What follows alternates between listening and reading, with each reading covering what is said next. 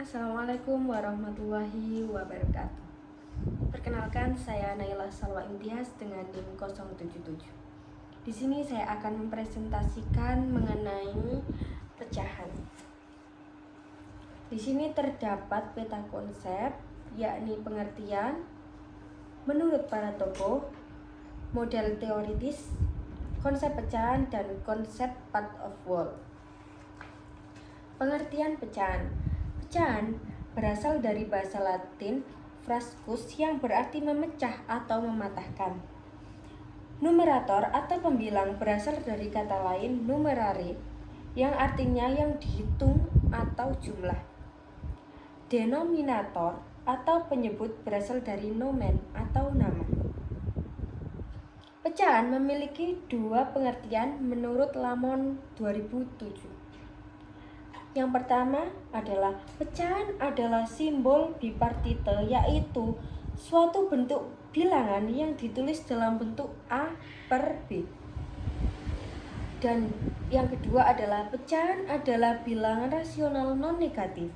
Artinya dalam himpunan bilangan rasional A per B dengan A dan B dapat berupa bilangan bulat positif dan negatif dengan B sama dengan kurang dari 0.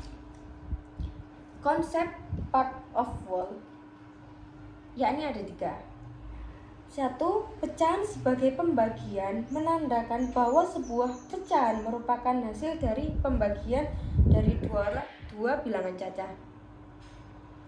Pecahan sebagai rasio didasarkan pada perbandingan dua kuantitas yang terpisah dan biasanya direpresentasikan sebagai A per B. 3. Pecahan sebagai ukuran mengacu pada fakta bahwa pecahan adalah angka dan dapat diurutkan pada garis bilangan. Dan ini adalah menurut para tokoh. Kiren 1976 mengatakan bahwa pecahan bukanlah sebuah konsep tunggal dan merekomendasikan bahwa pecahan memiliki konstruk lain yang saling berhubungan, yaitu part of whole, rasio, operator, hasil bagi, dan ukuran. Dan Ben 1983 mengembangkan ide Kiren 1976 lebih lanjut dan mengemukakan model teoritis yang menghubungkan interpretasi konsep pecahan ke operasi dasar pecahan, ekuivalensi pecahan, dan memecahkan masalah. Konsep pecahan.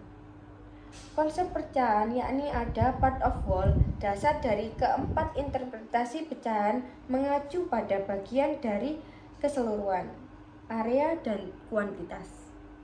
Dan quotient bagi hasil sebagai dari pembagian dua bilangan cacah. Ratio sebagai perbandingan dua kuantitas yang terpisah. Operator, fungsi yang mentransformasikan kuantitas seperti mengubah garis atau gambar.